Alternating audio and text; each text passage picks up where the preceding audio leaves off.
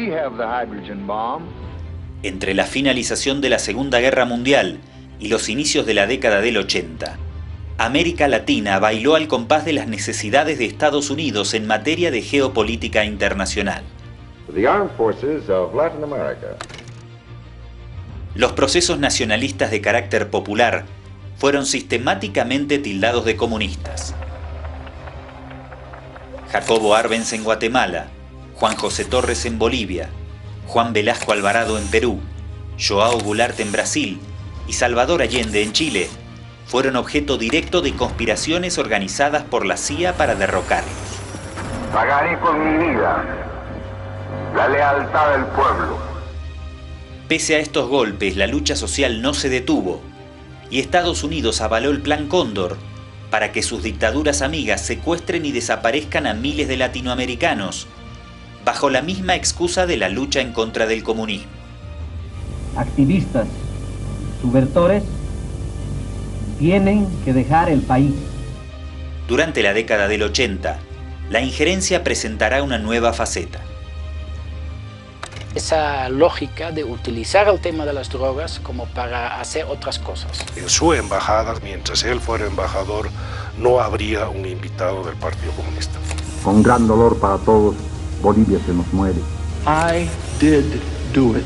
I was given a mission, and I tried to carry it out.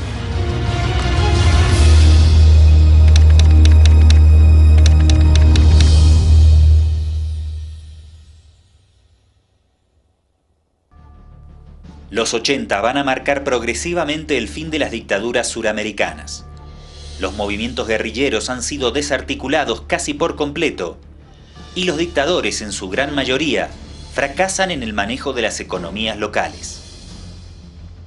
Entre 1982 y 1985, Bolivia, Argentina, Uruguay y Brasil ganan la democracia. Más tarde lo harán Paraguay y Chile. Sin embargo, en América Central, la realidad era muy diferente. Do you really think Iranian terrorists would have taken Americans hostage if Ronald Reagan were president? Do you really think the Russians would have invaded Afghanistan if Ronald Reagan were president? Do you really think third-rate military dictators would laugh at America and burn our flag in contempt if Ronald Reagan were president? En la Casa Blanca llegan al poder los ultraconservadores capitaneados por Ronald Reagan. Su prioridad en cuanto a América Latina era frenar el avance del comunismo en Centroamérica. Esto implicó apoyar abiertamente a los movimientos contrarrevolucionarios en Nicaragua, El Salvador y Guatemala. Aunque la historia es poco conocida, la escandalosa injerencia de Washington en el conflicto centroamericano afectaría profundamente a Bolivia. En mayo de 1980, la CIA promueve a través de la Fundación Heritage un encuentro de altos funcionarios, militares, agentes e intelectuales afines que darán fundamento a las políticas de dominación apuntadas hacia América Latina durante los próximos años.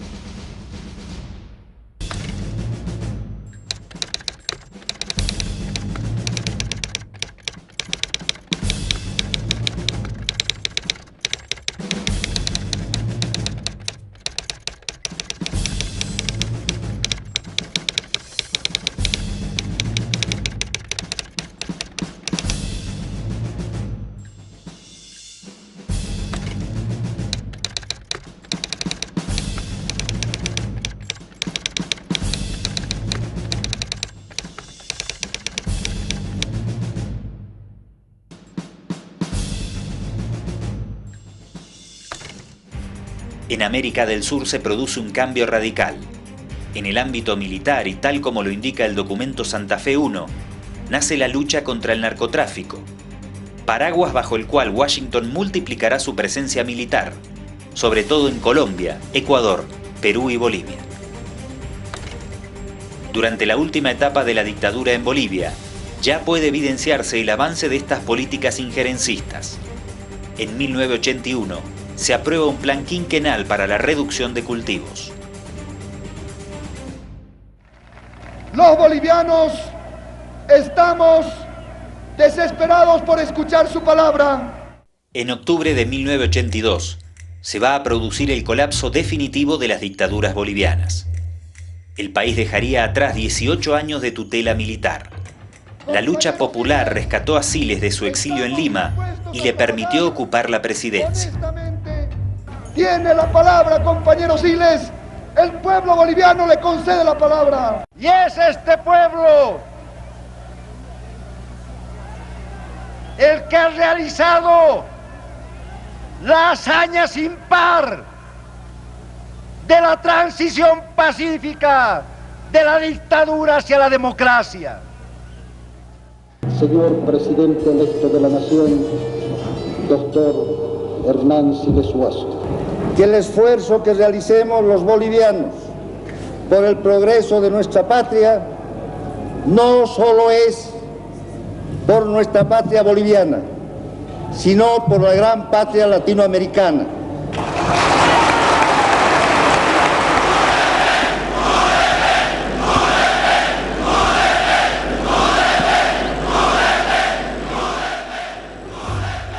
Sobre el papel de Washington en la guerra contra el narcotráfico y la injerencia en Bolivia, hay dos historias.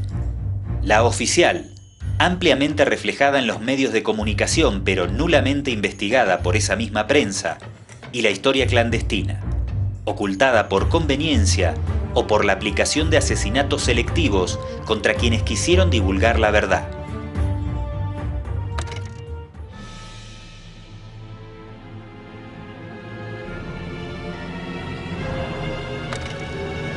Department of Defense. It's the only department in our entire program that will actually be increased over the present budgeted figure. Washington lanza una ofensiva contra las plantaciones de coca para atacar la producción de cocaína y su posterior ingreso al mercado estadounidense. Durante más de 20 años, la potencia del norte condicionará la política interna boliviana bajo la excusa de controlar el narcotráfico. El 6 de agosto de 1982, efectivos de sustancias controladas rocían con gasolina y prenden fuego al campesino Gregorio Mamani en el Chapare. Este asesinato marcará el inicio de la represión sistemática en el trópico de Cochabamba. Un joven observa indignado el asesinato y se jura luchar por la justicia y la soberanía. Es Evo Morales Ayma y está a punto de cumplir 23 años. En 1983, el gobierno democrático de Siles firma 2 decretos de carácter reservado, en los que se compromete a crear una fuerza de élite especial de lucha contra el narcotráfico financiado por Estados Unidos y un programa de erradicación de la coca. Nace la UMOPAR como instrumento represivo. Popularmente se los conocerá como leopardos. En La Paz, Siles no logra dominar la economía. La inflación es incontrolable. Fuertemente presionado por la embajada estadounidense, el gobierno de Siles ordena el ingreso de la Fuerza Especial de Leopardos al Trópico con el objetivo de establecer el orden y el imperio de la ley. El 10 de agosto de 1984, el Chapare es militarizado por la Fuerza de Tarea Conjunta de las Fuerzas Armadas. El Trópico queda regido bajo la ley marcial.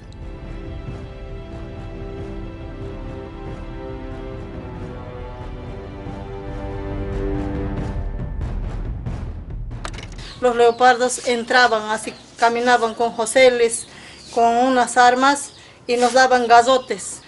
Ellos entraban a la casa, a los gallinas se lo comían, a nosotros se lo botaban. Nosotros teníamos miedo, los helicópteros caminando arriba, teníamos miedo nosotros, no queríamos salir ni a la calle. Pese a la obediencia de Siles, los sectores más reaccionarios del Pentágono no dejaron de conspirar contra su gobierno. El gobierno de los Estados Unidos hubiera preferido otra alternativa en Bolivia. Les fastidiaba bastante la orientación ideológica, la composición de la UDP y la posición que tenía el gobierno de Siles en varios temas de interés para los Estados Unidos, y les preocupaba enormemente la presencia del Partido Comunista en el gobierno. El embajador americano, Cor, realizaba reuniones con ministros, invitaba incluso a su residencia a algunos ministros para conversar. Y en una ocasión en la cual nos encontramos casualmente, él se me aproximó y me dijo que quería explicarme que en su embajada, mientras él fuera embajador, no habría un invitado del Partido Comunista. La influencia que tuvieron los diferentes embajadores y que hasta 1982 y que la tuvieron en el futuro fue enorme. Todo lo que se averigüe que constituía una actitud de obstaculizar, entorpecer, enderezar, bloquear por parte de los Estados Unidos, su embajada acá, su misión militar, debe ser verdad. En octubre de 1984, un avión presidencial de la Fuerza Aérea Boliviana transportó 1 tonelada de cocaína hacia los Estados Unidos. La operación estaba infiltrada por la DEA, por lo que durante una escala técnica en Caracas, 2 narcotraficantes fueron detenidos. Víctor Hugo Canelas fungía entonces como primer secretario de la Embajada Boliviana en Venezuela. 30 años después, nos relató que la CIA intentó salpicar al presidente Siles con el tráfico de drogas, aunque sabían que esto no era cierto. Me llama un tipo de Martinica y me dice, mire, yo soy... usted me conoce porque me ha dado la visa. Estoy en Martinica y necesito verlo. Hay un riesgo con el avión FAB 001 y el presidente Siles Suazo. Yo soy de la DEA, soy fascista, además. No, pero tenía sus códigos. En esa época Roberto Suárez era el narcotraficante más grande. Y me dice, hemos hecho un operativo, yo he penetrado a Roberto Suárez. Llegó en el avión FAB 001 y negocia 1000 kilos de droga y lo mezcla a Siles Suazo. Y dice, tantos millones tienen que ir para Siles Suazo. Y este DEA, siendo fascista, como había penetrado, me dice, yo sé que no está metido Siles Suazo, pero la CIA quiere aprovechar esto para derrocarlo. Entonces ahí ve claramente lo que quería hacer la CIA para derrocar un proceso democrático. El hecho de tender trampas es la práctica más frecuente en las instituciones norteamericanas. Lo siguen haciendo hoy día, lo han hecho en el pasado y con fines políticos tratan de involucrar a determinados personajes, dosificando cuando les conviene, cuando no les conviene. Esa es una cosa que ocurre en todos los países y no hay que extrañarse, ¿no? Estados Unidos es partícipe necesario en otro intento desestabilizador más violento. Oficiales del ejército ingresan a las recámaras de la primera dama y el señor presidente y obligan al primer mandatario a vestirse y acompañarlos sin ofrecer resistencia ninguna. El 30 de junio de 1984, el presidente Siles es secuestrado por un grupo armado con el propósito de desencadenar un golpe de Estado. La tropa golpista está conformada por oficiales de Humopar, la fuerza de élite creada y manejada por Washington para combatir el narcotráfico.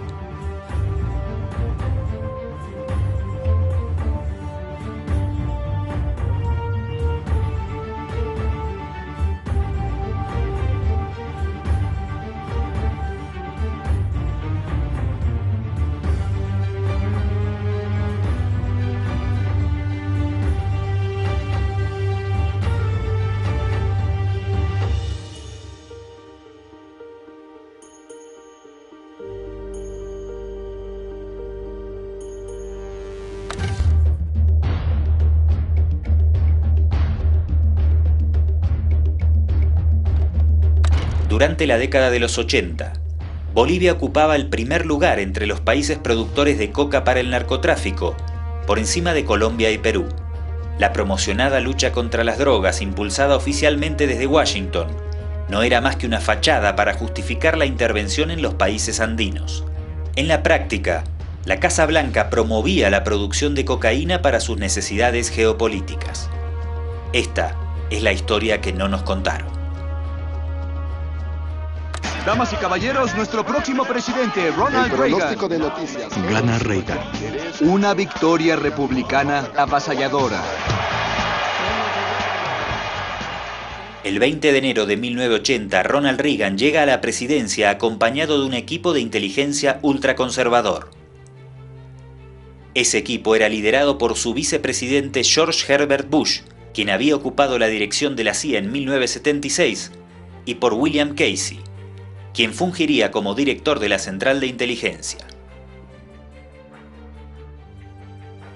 Reagan, un anticomunista furioso desde sus épocas de actor de Hollywood, decidió en conjunto con Bush y Casey conformar un pequeño grupo selecto para poder financiar conflictos armados en el marco de la Guerra Fría sin el control del Congreso. The march of freedom and democracy, which will leave Marxism, Leninism on the ash heap of history. Reagan autorizó más de 50 operaciones encubiertas a su jefe de la CIA.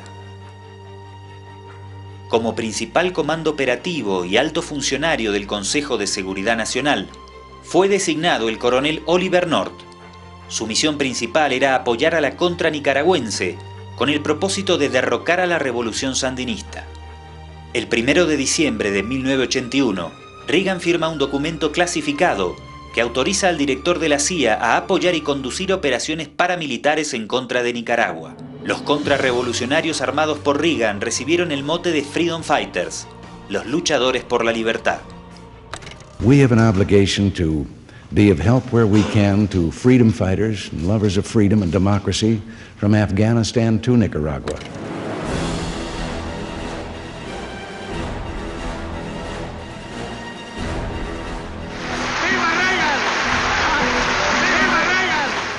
Esta es una cruzada, una lucha contra el comunismo diabólico y ateísta.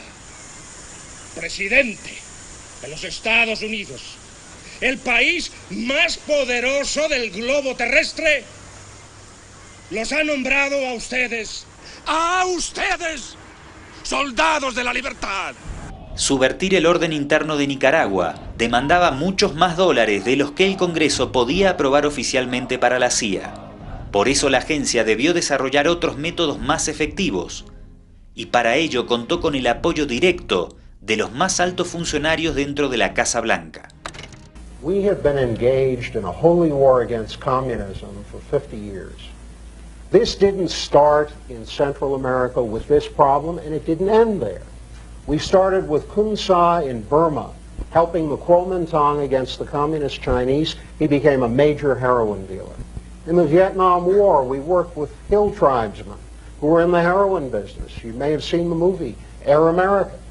The problem here is it's gone on again and again and again. This place.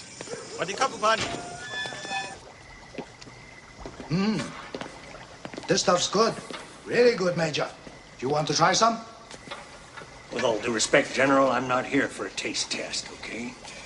I am here to ask you again, please, let's shut this lab down for 1 week only, just while the Senator is here. Then you and me be poor men and cannot pay for war. If we don't sell heroin, then no money to feed my soldiers. What you've got to remember, Ms. Landreau, is these people have different values than you and I.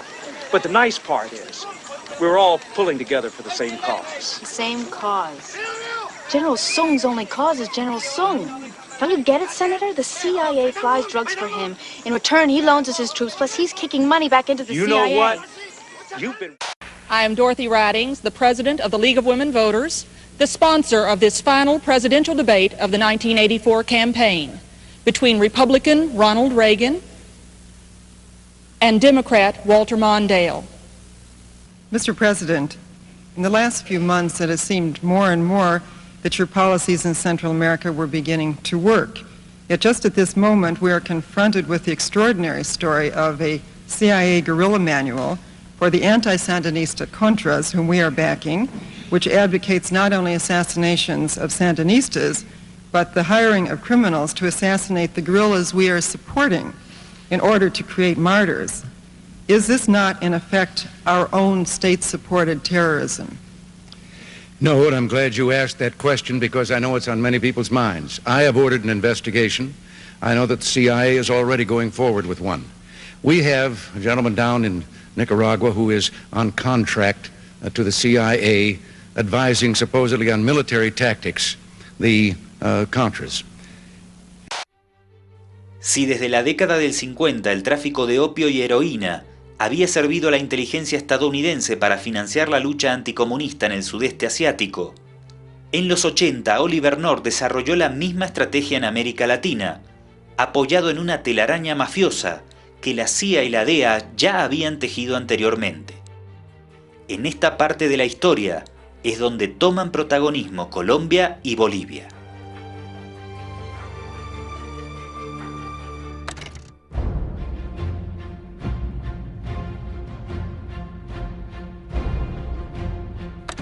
Roberto Suárez era el narcotraficante más importante del país y dominaba tanto la cadena de producción como la comercialización internacional. Su fama era mundial, por lo que en 1983 llega a aparecer en la pantalla grande de Hollywood como personaje en la película Scarface.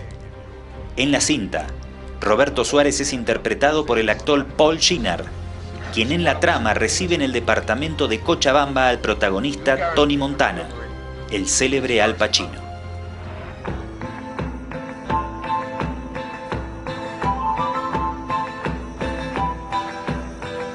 So this and my other factory, I can guarantee production of 200 kilos refined every month of the year. The problem is I have no steady market.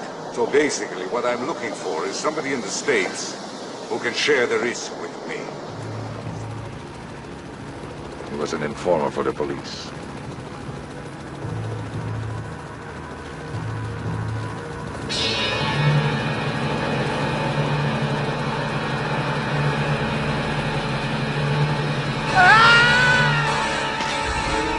Pero la historia real supera ampliamente por su espectacularidad a la ficción. Oliver North entró en contacto con el hijo de Suárez, Robbie, y le ofreció aviones estadounidenses Hércules C-130 para realizar envíos periódicos de 500 toneladas de cocaína hacia el país del norte.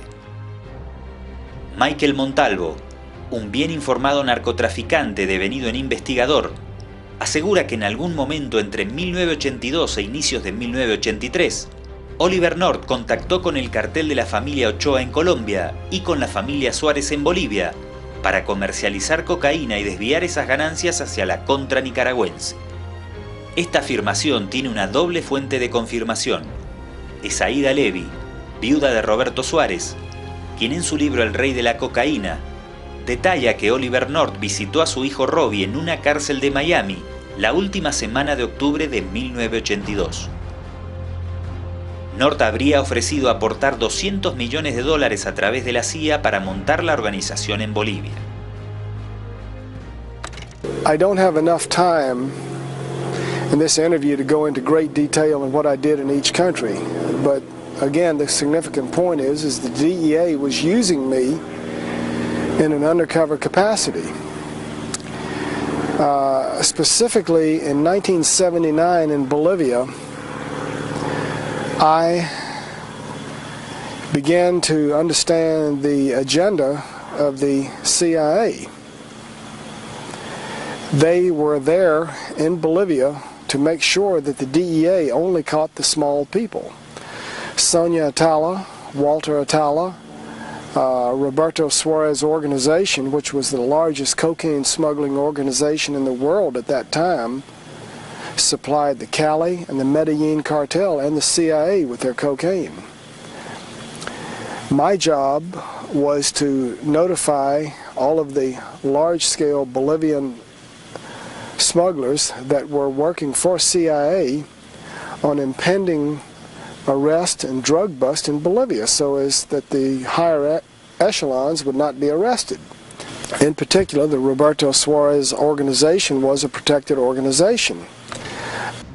Con el dinero aportado por la CIA, Roberto Suárez dispuso la creación de un laboratorio gigante en la zona más pantanosa e inhóspita de la provincia Boliviana, en el departamento del Beni, el laboratorio de Villa Mosquito. Aida Levy aporta todo tipo de precisiones acerca de las características de esta fábrica de cocaína.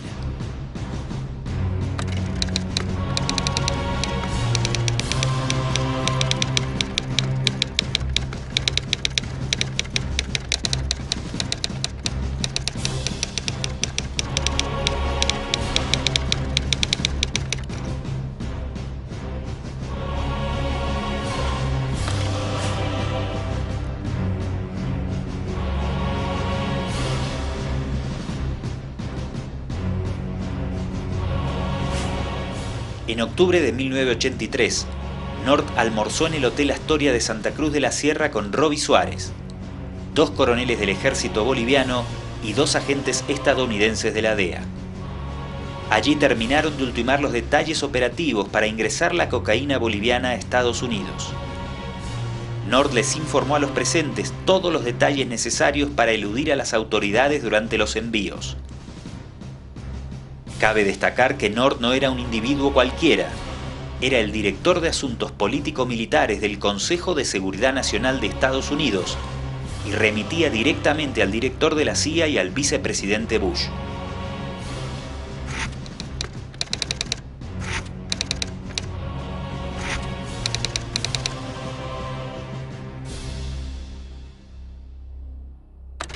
If to catch the cocaine was never intended to reach the U.S. It was going to be sold to undercover agents. The important thing to know is that we plugged into a pipeline that existed for years. Okay. And that pipeline, massive amounts of cocaine were flowing from Bolivia, also Colombia. We learned that during this investigation. Does the CIA do this on a regular basis? And the answer to the question is? Absolutely. I wish I could take them to court. And we've been there and we've done that. We did this investigation. We did it 10 years ago. We had witnesses under oath. We can say for a fact that Contras dealt cocaine, that the secret war in Nicaragua created conditions that opened the door to a flood of cocaine in America. And we know that the CIA and Oliver North and people in the White House knew about that.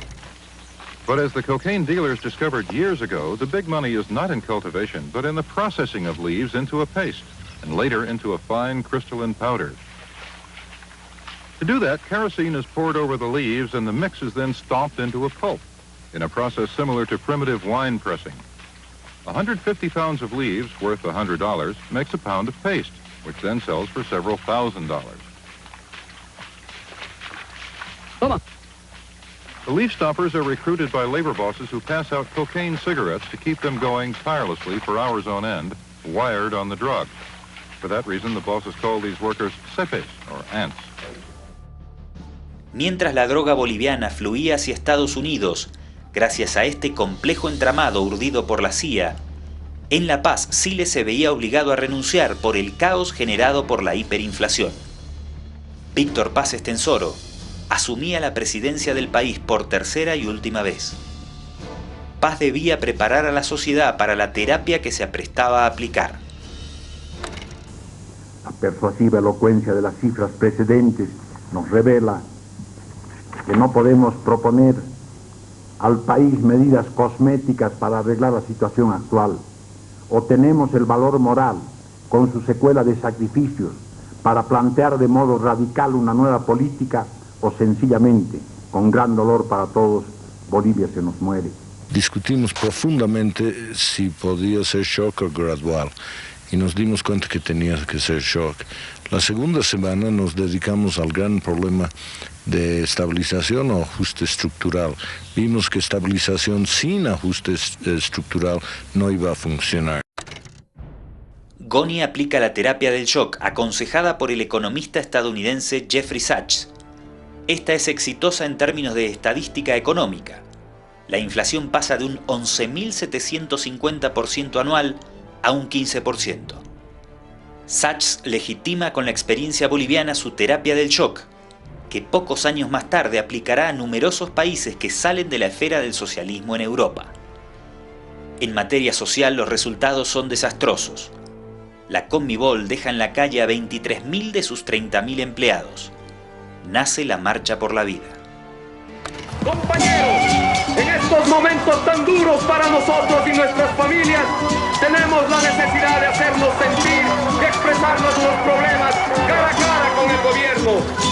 Nosotros, los mineros de base, compañeros, sabemos que el cierre de las minas ocasionaría el desempleo y la casi desaparición de Oruro y Potosí. Tenemos que llegar hasta La Paz, compañeros. En las calles, en las plazas, encontrarán nuestros derechos. Hemos venido de lejos a exigir nuestros derechos. El 3 de marzo de 1986, el Congreso de Estados Unidos vuelve al ataque con la problemática del narcotráfico. al amenazar con el corte de la ayuda económica al gobierno si Bolivia no asumía una política agresiva para erradicar los cultivos de coca. La presión rindió sus frutos. Un mes después, sin la necesaria aprobación constitucional del Congreso y de manera inédita, el gobierno de Paz aprobó una operación de represión interna comandada por tropas extranjeras. Para el mes de julio, 160 oficiales del ejército estadounidense comenzaron a operar en Bolivia, con la declarada intención de ubicar y desmantelar laboratorios de cocaína y plantaciones ilegales. El hecho despertará el repudio de amplios sectores sociales. En el 86 hubo un primer operativo que se conocía como hornos calientes, blast furnace en inglés, y que pienso, habiendo investigado el tema, ha sido como una primera promoción de la participación militar en la lucha contra las drogas en América Latina, desde los Estados Unidos. Y esa fue la tendencia que después también se mostró en otros países. Yo pienso que en ese sentido Bolivia ha sido como el conejillo de Indias, ¿no?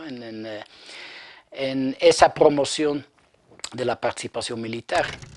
Paradójicamente o no, durante la operación Hornos Calientes se van a concatenar una serie de hechos que, lejos de evidenciar la voluntad por parte de Estados Unidos para combatir el narcotráfico, denotan una vez más su complicidad en la producción y comercialización de la cocaína.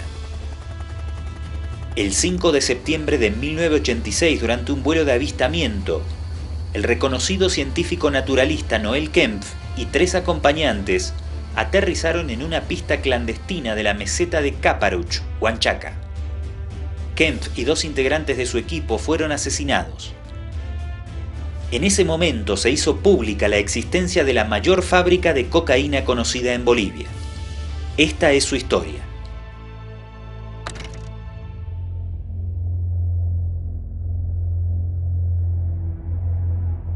La meseta de Huanchaca es un parque nacional prácticamente virgen, ubicado en la frontera de Bolivia con Brasil, a unos 600 kilómetros al nordeste de la ciudad de Santa Cruz de la Sierra. Entre julio y agosto de 1986, durante el desarrollo de la operación Hornos Calientes, el coronel Ariel Coca informa a las autoridades bolivianas y estadounidenses que existen vuelos sospechosos en Huanchaca y que estos podrían estar ligados con actividades de narcotráfico. El 3 de agosto, Coca realiza un sobrevuelo por la zona, acompañado de los agentes de la DEA y la CIA, Jimmy Bradley y Jesús Gutiérrez. Durante el vuelo realizan el avistamiento del laboratorio, toman fotografías y registran las coordenadas, pero no descienden. Pese a estas evidencias incontrastables, ni las autoridades bolivianas, ni la DEA, ni los militares ocupantes de la operación Hornos Calientes hacen nada por desmantelar la fábrica.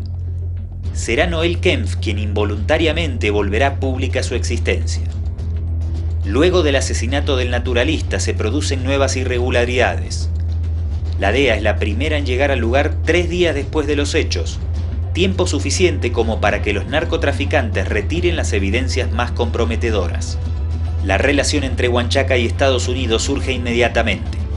Washington intenta borrar las pruebas y ordena la destrucción de la fábrica. A último momento, la directiva no es aceptada por sus pares bolivianos.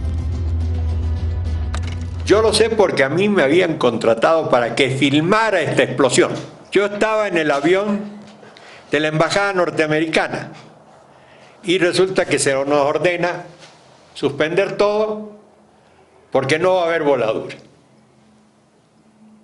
Y cuando preguntábamos por qué, teníamos 3 cámaras en ese avión para filmar la voladura, ¿no es cierto? No, Páez Tensoro no ha querido filmar.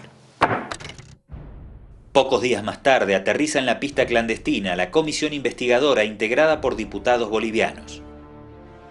Lo primero que encuentran es a 2 agentes de la DEA. Los diputados denuncian que las autoridades no han hecho nada por aclarar lo sucedido, que en Huanchaca existen abundantes materiales que podrían servir para el esclarecimiento de los delitos y que corren el riesgo de perderse y deteriorarse. Concluyen que Estados Unidos oculta información y que Washington conoce quiénes están detrás del laboratorio. Washington se niega a aceptar que sus agentes de inteligencia Bradley y Gutiérrez testimonien ante la comisión parlamentaria.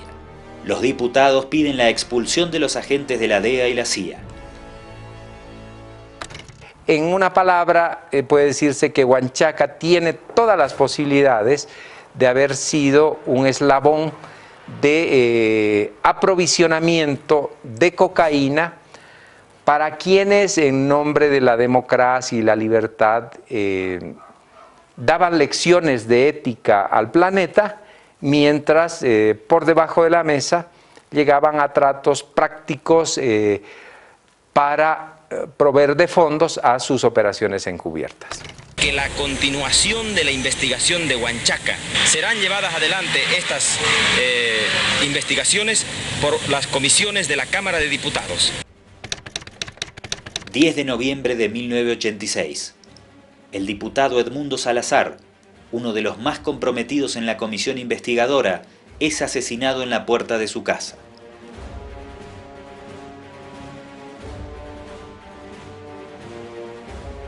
Este terrorismo selectivo de autores intelectuales nunca aclarados parece haber sepultado para siempre la posibilidad real de ofrecer al pueblo boliviano y a la comunidad internacional los verdaderos negociados y actores políticos nacionales e internacionales detrás del laboratorio de Huanchaca. Este escándalo no sirvió para frenar la obscena injerencia de Estados Unidos en el país. El 27 de junio de 1988 se produce la masacre de Villa Tunari. Productores cocaleros indignados por el uso de herbicidas para la destrucción de sus plantaciones avanzan sobre el cuartel de Humopar para liberar a algunos de sus compañeros detenidos.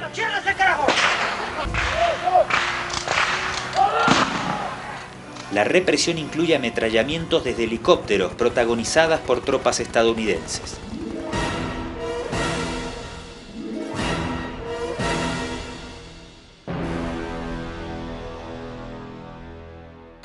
¿Los leopardos eran bolivianos o no? No, gringos, altotes, grandes, así, grandotes, altotes, gringos, eran así, ojos celestes, no eran bolivianos, pero también había bolivianos.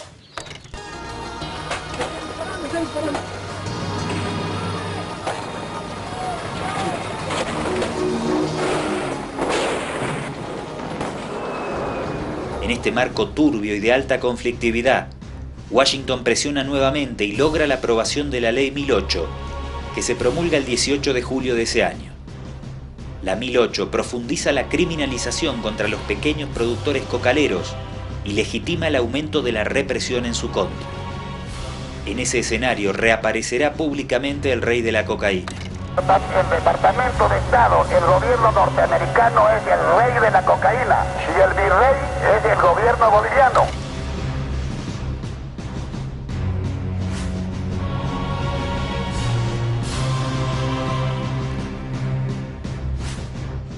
El gobierno responde con la clausura del canal emisor de la entrevista, RTP, y el apresamiento de Suárez. 2 años más tarde, el 19 de marzo de 1990, Roby Suárez, el hijo del rey de la cocaína, convoca una conferencia de prensa en la que afirma que era la DEA quien manejaba la fábrica de Huanchaca. 3 días después fue asesinado por la policía.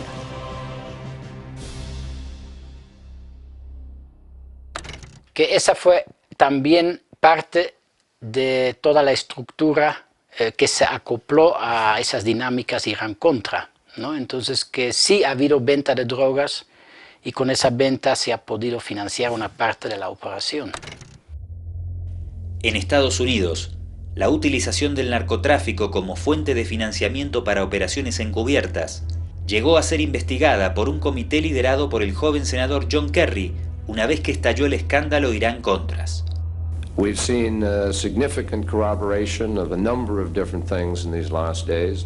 Las conclusiones del comité carecieron de la profundidad necesaria como para cuestionar más sistémicamente los graves delitos que evidenciaban los testimonios y que cuanto menos involucraban a la CIA y a Oliver North en el tráfico de cocaína. En 1989, Kerry concluyó que estaba claro que los individuos que brindaron asistencia a la Contra estaban involucrados en el tráfico de drogas y que elementos de la Contra recibieron financiamiento y asistencia material del tráfico de drogas. En 1998, una investigación interna del inspector general de la CIA terminó por admitir que durante la década del 80, la Central de Inteligencia mantuvo una alianza con la Contra nicaragüense, que estos estaban involucrados con el narcotráfico, que la CIA lo supo inmediatamente y que hizo un esfuerzo por ocultarlo y por obstruir la justicia. CIA fights drugs. CIA does not encourage drugs.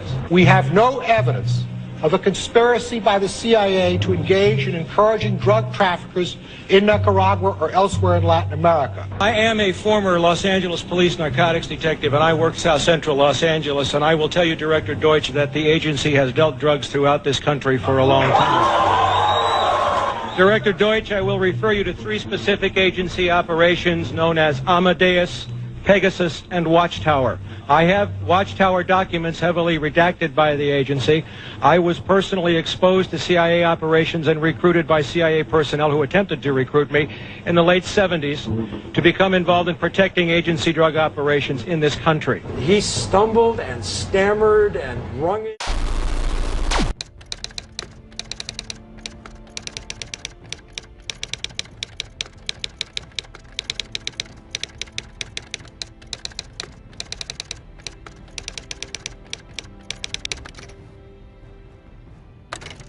La historia de Huanchaca, la fábrica de cocaína más grande conocida hasta hoy en Bolivia, comienza a contarse el 18 de septiembre de 1975, cuando el dictador Hugo Banzer cede terrenos a un grupo de militares, entre los que figura el coronel Ariel Coca.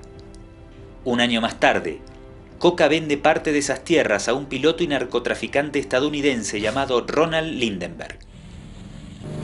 El mismo Coca sirve de enlace para la asociación entre Lindenberg y el reconocido narco boliviano José Abraham Baptista. En una fecha tan temprana como el 6 de septiembre de 1978, la Embajada de Estados Unidos en La Paz remite un cable a Washington basado en información de la DEA, en el que informa sobre un vuelo de un avión Cessna patente CP-1288 que transporta cocaína desde Huanchaca. Se nombra como responsable al narcotraficante José Abraham Baptista. Baptista no es cualquier personaje. Fue jefe de la DIN, la Dirección de Investigación Nacional en Oruro y Cochabamba, durante las dictaduras de Barrientos y Banzer.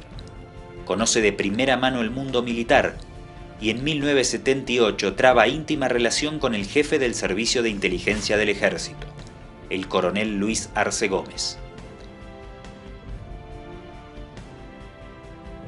El 30 de junio de 1980, pocos días antes del golpe de García Meza, la DEA remite a su sede central en Arlington, Virginia, un reporte sobre José Abraham Baptista, en el que resalta su fuerte influencia en todas las esferas del poder.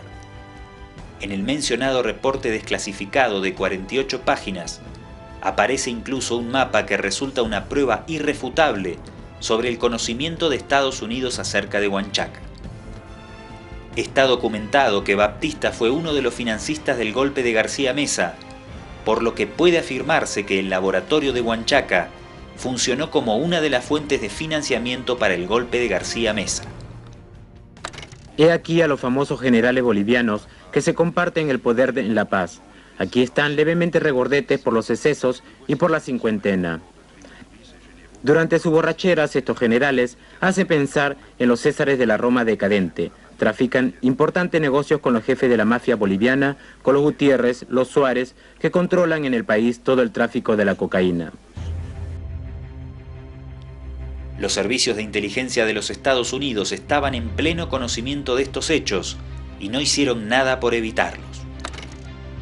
Dentro del Parlamento estadounidense, sí hubo legisladores que denunciaron en detalle la relación del narcotráfico con la dictadura de García Meza. A inicios de los 80, con la llegada de Reagan al poder, el gobierno de Estados Unidos requiere prácticamente la totalidad de la producción de los principales narcotraficantes bolivianos para volcar las ganancias derivadas de la venta de cocaína en el mercado estadounidense a la financiación de las operaciones encubiertas en Centroamérica. Nunca antes en la historia, la denominación de Casa Blanca al Palacio Presidencial en Washington estuvo tan ajustada a la realidad. Está documentado que el mismísimo Oliver North estuvo presente en octubre de 1983 en Santa Cruz de la Sierra para coordinar estas acciones con el Clan Suárez, los militares bolivianos y la DEA, y brindó todos los detalles necesarios para que esas operaciones pudieran burlar el accionar de las fuerzas represivas. El ex agente de la DEA Mike Levine apostó más fuerte y situó a North en la propia fábrica de Huanchaca. Aunque no hay pruebas suficientes para sustentar esa afirmación, la posibilidad no puede descartarse. Incluso una investigación periodística del periódico Hoy ubicó igualmente a North en Huanchaca durante el año 1986. Sus fuentes no pueden confirmarse, pero resultan verosímiles. Investigadores bolivianos y norteamericanos, agentes arrepentidos de la DEA, congresistas estadounidenses, ex consejeros del Senado en el caso Irán-Contras y ex diputados de la Comisión Huanchaca no tienen dudas acerca de la relación entre la CIA, Oliver North, el tráfico de cocaína y el financiamiento de la Contra. And the attractive incentive for me was the one he made that residuals could flow to support the Nicaraguan resistance. El asesinato de Noel Kempf el 5 de septiembre de 1986 en Huanchaca destapa el escándalo. Existen registros documentados que indican que en mayo de ese año la inteligencia boliviana ya conocía acerca de la existencia de la fábrica. En agosto, el coronel Ariel Coca realiza junto al agente de la DEA y la CIA Jesús Gutiérrez un sobrevuelo en el que identifican el laboratorio. La fábrica de cocaína más grande de la historia de Bolivia habría estado manejada por un grupo de narcotraficantes en el que destacaba Jorge Roca Suárez, más conocido como Techo de Paja, sobrino y competidor del rey de la cocaína Roberto Suárez. Techo de Paja tenía relaciones con la CIA desde la época de la dictadura de García Meza. La comisión investigadora de diputados citó a declarar al agente de la CIA y la DEA Jesús Gutiérrez, pero la embajada se negó a esa petición. Para sembrar más dudas acerca de su complicidad con Huanchaca, la embajada mandó a destruir el laboratorio para borrar las pruebas. Yo lo sé porque a mí me habían contratado para que filmara esta explosión. El 4 de noviembre de 1986, el diputado Edmundo Salazar declara que el agente de la CIA y la DEA, Jesús Gutiérrez, conoce quiénes son los dueños de Huanchaca. Adicionalmente, solicita el procesamiento de 4 ciudadanos bajo la presunción de ser los propietarios de ese laboratorio, entre ellos Jorge Roca Suárez, el protegido de la CIA. El 5 de noviembre, ante la evidencia de que las implicaciones por el caso Huanchaca llegarían demasiado cerca del gobierno y de la Embajada de Estados Unidos, el Congreso cierra la investigación. El exdiputado Roger Cortés confirma que las presiones de la Embajada de Estados Unidos para frenar el trabajo de la comisión fueron determinantes. El 10 de noviembre, 6 días después de haber denunciado la posible interrelación entre la CIA, la DEA y los presuntos dueños de Huanchaca, Edmundo Salazar es asesinado.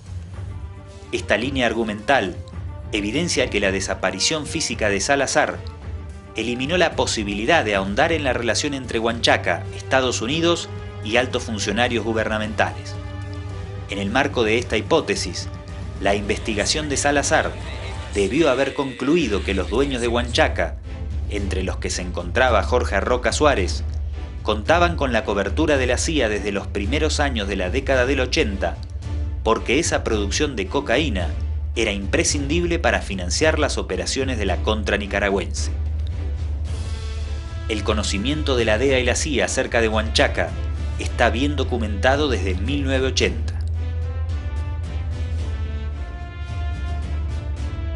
De este concatenamiento de elementos surge la evidencia de que una de las mayores beneficiadas por el asesinato de Salazar y la consiguiente suspensión de las investigaciones fue la Agencia Central de Inteligencia, la CIA. Resulta evidente que la llegada al poder de Ronald Reagan abrió las puertas a una política de doble estándar que tuvo efectos graves para Bolivia. La propuesta oficial de represión a los pequeños productores, impuesta con fuertísimas presiones a los gobiernos de turno, desató una espiral represiva en las regiones productoras de coca. Mientras esto ocurría en la esfera oficial, la decisión de financiar de manera ilegal y a cualquier costo las operaciones encubiertas en Centroamérica impulsó enormemente la producción de cocaína entre los grandes capos de la droga y promovió la corrupción generalizada y las mafias en círculos políticos y militares. Durante la década del 80, Estados Unidos usó a Bolivia como fuente de producción de droga para financiar clandestinamente sus guerras anticomunistas. Lo llamativo es que esto no se produjo por el accionar de algunos sectores corrompidos del sistema, sino que nació de órdenes directas de quienes ocuparon la Casa Blanca. I did do it. I am not, as I said in my statement, at all ashamed of any of the things that I did. I was given a mission, and I tried to carry it out.